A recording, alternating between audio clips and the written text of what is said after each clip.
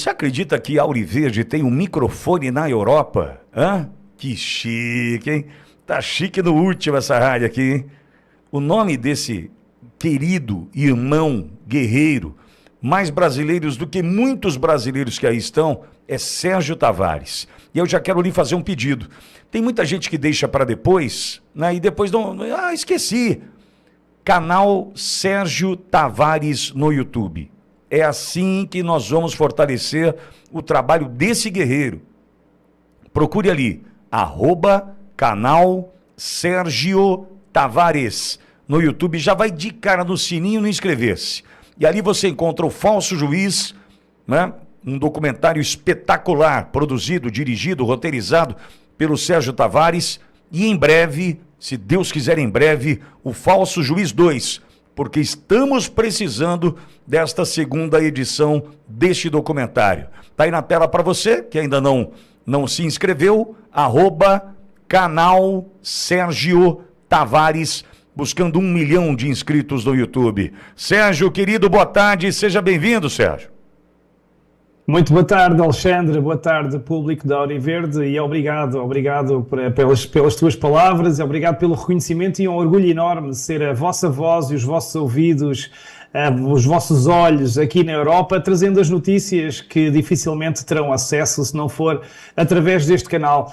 E hoje a principal notícia da Europa desta semana não é o facto de Portugal ter goleado o Uzbequistão por 5-0. Eu ia te perguntar isso, você tá com a alma lavada hoje, né? O Sérgio vai chegar hoje com a alma lavada, né? Olha, eu vou dizer para você, 2,5 gols do Cristiano Ronaldo, hein? 2,5 gols. Porque aquele gol do Bruno Mendes lá, o Cristiano Ronaldo foi um ator. Ele foi um ator. Mirou, olhou, concentrou, fez que fez, e o Bruno Mendes, caixa, né? Não foi assim, Sérgio? Exatamente. Foi que o guarda-redes, estava toda a gente, o goleiro, toda a gente à espera que o Ronaldo marcasse. Ele fingiu que marcou e depois o defesa esquerdo fez o golo. Fora outros golos que o Ronaldo ia marcando também, nomeadamente aquele livre direto em que o Bruno Fernandes mandou por cima e o Cristiano Ronaldo ia marcando também o hat-trick. Então estamos de alma lavada, e principalmente para muitos críticos que criticaram tanto aqui em Portugal Cristiano Ronaldo depois da primeira jornada, foram muito injustos com ele, e ele ontem respondeu em campo, e portanto estou de sorriso alegre. Eu também, Sérgio, perdão, eu também estou, e vou dizer outra coisa, no Brasil que entenda uma coisa, Uzbequistão, tá bom, e nós pegamos Haiti, sofremos para meter 3, então não vem com essa história de Uzbequistão, né? Porque o Brasil pegou o Haiti e quase se lascou, tomou pressão, tirou bola na linha. Então, amigo, calma, né? Eu tô com o Cristiano Ronaldo, eu sou fã e tô torcendo pro Cristiano Ronaldo aqui, né? E ver Sérgio feliz também é motivo de alegria para todos nós. Sérgio, de alma lavada, agora traga a notícia que movimenta a Europa, Sérgio. Exatamente. Então, a principal notícia da Europa esta semana é a entrada em vigor do novo Pacto Europeu para a Migração. Esta é uma das maiores reformas políticas migratórias da União Europeia de sempre, das últimas décadas, e foi aprovado então agora e com muita alegria no Parlamento Europeu. Nós vimos imagens de parlamentares a gritarem a alta voz "Send them home", que significa mandem-nos de volta para casa, mandem-nos de volta para casa. Foram imagens que ficaram virais aqui na Europa, numa alusão então aos imigrantes ilegais que continuam diariamente a invadir aqui este continente, principalmente provenientes de países árabes, africanos e indo-ostânicos.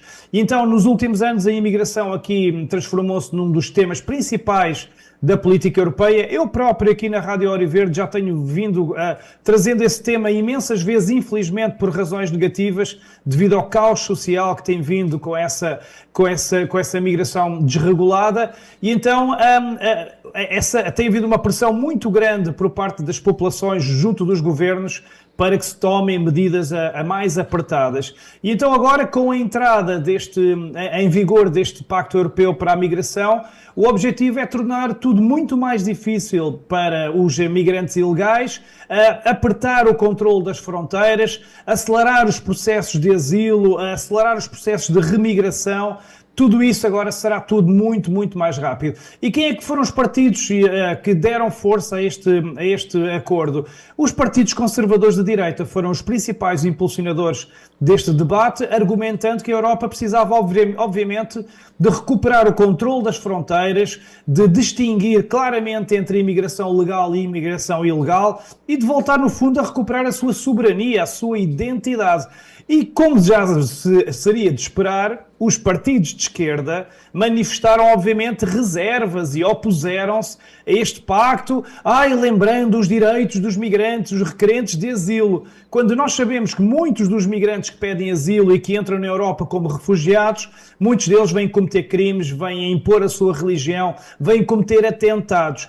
E, portanto, é sempre aquele discurso da esquerda a proteger os que promovem este caos na Europa, quando o que temos assistido na última década, principalmente, é uma invasão desenfreada de caos social, de aumento da criminalidade, que a esquerda continua a olhar para o lado, a assobiar para o lado. Mas os europeus exigem respostas, exigiram então que os seus governos tomassem medidas e essa pressão resultou aqui neste pacto europeu que foi agora aprovado.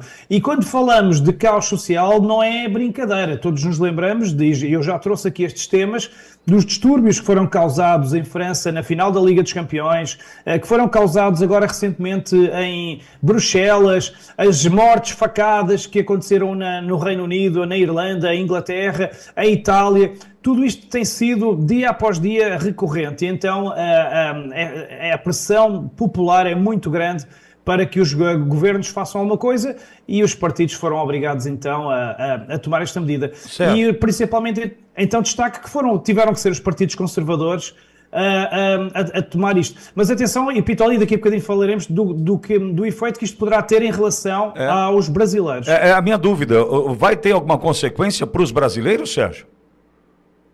Numa primeira fase, não. Numa primeira fase, não, porque isto aqui adapta-se mais aos migrantes fora do espaço Schengen. E, portanto, no que diz respeito aos brasileiros, se entrarem legalmente, se vierem para trabalhar, se vierem para não cometer crimes, não haverá para já, numa primeira fase, problemas. Agora, obviamente que estas medidas vão apertar o controle da imigração e, portanto, brasileiros do PCC que venham para aqui fazer lavagem de dinheiro, brasileiros favelados que venham para aqui causar distúrbios, podem ter mais dificuldade. Agora, em relação aos brasileiros de bem, e atenção que a comunidade brasileira é a maior comunidade imigrante aqui em Portugal, são quase 500 mil, os brasileiros poderão continuar, no que diz respeito a Portugal e a Europa, a entrar, a estudar, a trabalhar, a residir aqui através dos mecanismos legais que já existem.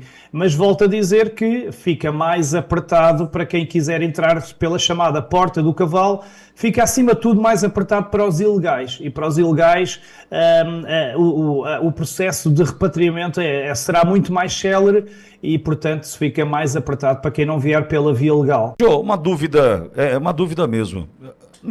Se a gente fizer um recorte da linha do tempo, quando essa migração descontrolada começa na Europa, e você entende que quem alavancou, né, quem buscou um caminho para que isso acontecesse, para chegar nesse ponto, Sérgio? A linha temporal é fácil, tem a ver com as duas últimas décadas. Basta lembrar, por exemplo, a França, quando foi campeã do mundo em 1998, as imagens de Paris, de todo o território francês, foram de festejos com tranquilidade, com festa, com alegria, sem distúrbios, sem violência, sem destruição. 26 anos depois, agora 28 anos depois neste caso, em 2026, vimos o que aconteceu na Liga dos Campeões, vimos um festival agora de música este fim de semana, eu tenho imagens no meu canal impressionantes, onde destruíram milhares de carros, partiram vidros a milhares de carros, de pessoas de bem. E portanto foi nestas últimas 2 décadas, e o ritmo de entrada de imigrantes tem sido sido tão grande, que o meu próprio país, Portugal, nos últimos 7 anos quadriplicou a imigração. Portanto, Portugal tinha cerca de 10% há pouco tempo e agora já está para caminho dos 20% de imigrantes, a caminho de 1/4 da população de imigrantes. Só que noutros países como França, como Espanha, como Itália, Reino Unido, essa taxa tem sido muito mais rápida e tem sido impulsionada por quem? Por esta União Europeia de Ursula von der Leyen, tem sido patrocinada por ONGs com o dedo de Jorge Soros, o mesmo que participou na fraude eleitoral do Brasil. Portanto, no fundo, aqueles globalistas, aqueles esquerdistas todos, a quem interessa impor este caos social. E também porquê? Também aos governos esquerdistas, porque, como vimos o Pedro Sánchez a legalizar não sei quantos, quase 1 milhão de imigrantes agora à pressa nos últimos tempos, Macron também a defender esta imigração toda, porque são votantes para esse tipo para esses governos de esquerda.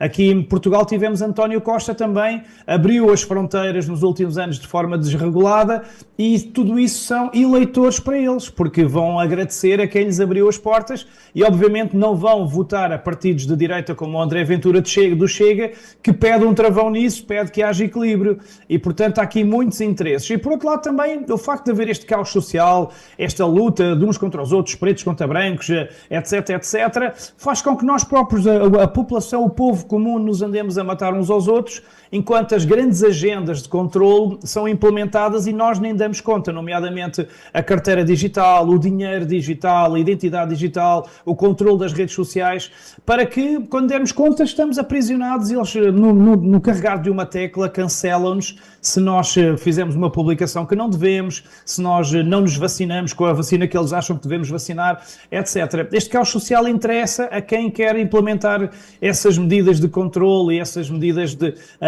para nos asfixiar, porque nós nos ficamos aqui a matar uns aos outros, o imigrante contra o não imigrante, o preto contra o branco, o outro contra o outro, e só que infelizmente para eles há muita gente desperta para essa realidade. Sérgio, entendo eu que a decisão do Parlamento Europeu, com esse pacto, né, tenha medido as consequências disso. Porque eu lhe pergunto, nós sabemos como está hoje a questão do islamismo, né, os muçulmanos, em especial em países como a França. Eu posso imaginar que não será uma saída tranquila, não vai ser assim, por gentileza, vocês podem ir embora? Ah, nós vamos. Não vai se dar dessa forma, né, Sérgio?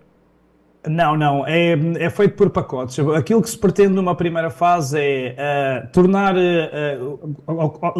legal que cada imigrante que cometa crimes seja repatriado. Isso é uma das medidas que se pretende muito.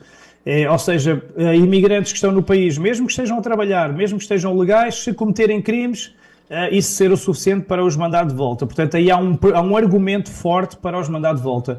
Depois é logo os ilegais. Os ilegais não têm volta a dar. Não há mais aquela história da legalização. Vai-se estudar se são de facto refugiados, se merecem asilo ou se não merecem, mas a maior parte dos ilegais não entrarão mais porque tem sido uma entrada desenfreada de ilegais.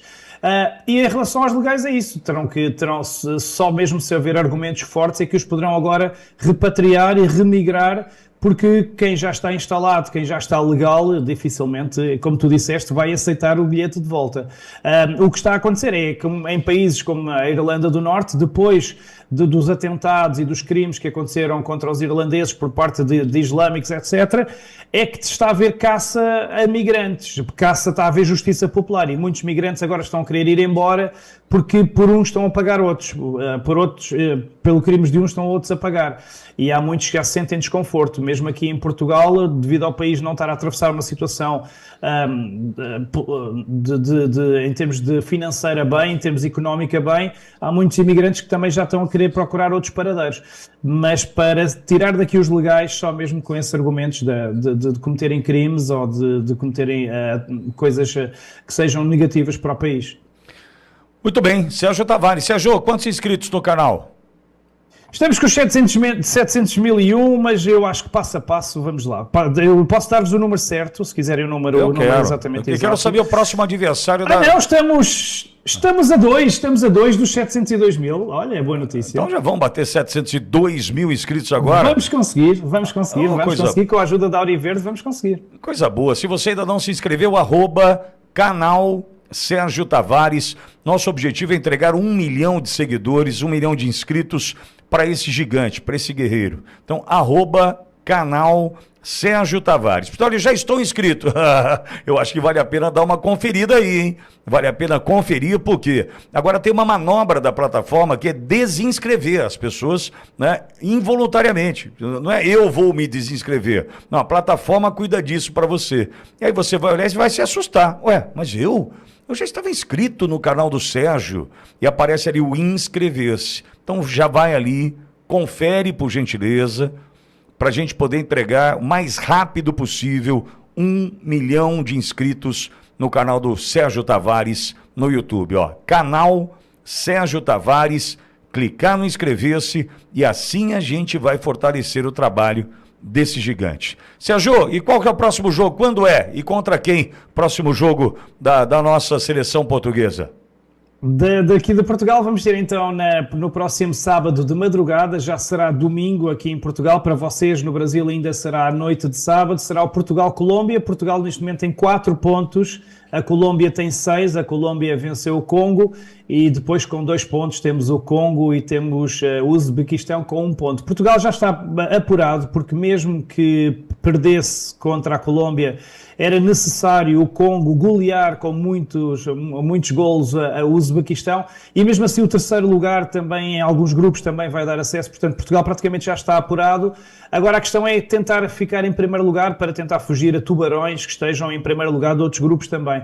Há uma grande possibilidade, se Portugal vencer a Colômbia, terminando em primeiro lugar, ainda assim, de numa fase mais adiantada encontrar a Argentina. Toda a gente fala nisso, tem sido o debate aqui na Europa, é que a probabilidade é muito grande de termos Messi contra Ronaldo provavelmente nos quartos de final.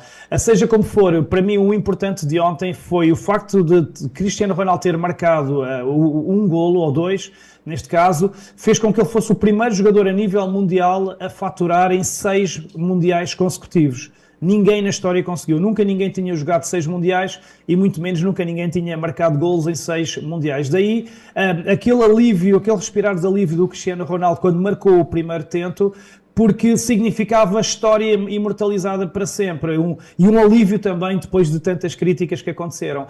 E, portanto, esse marco para já ninguém lhe tira e vamos ver, Cristiano Ronaldo com aquele físico, ele tem uma idade biológica de 30 anos, de 27 anos, eu já não digo nada se ele não vai aparecer em 2030 novamente aí para fazer história.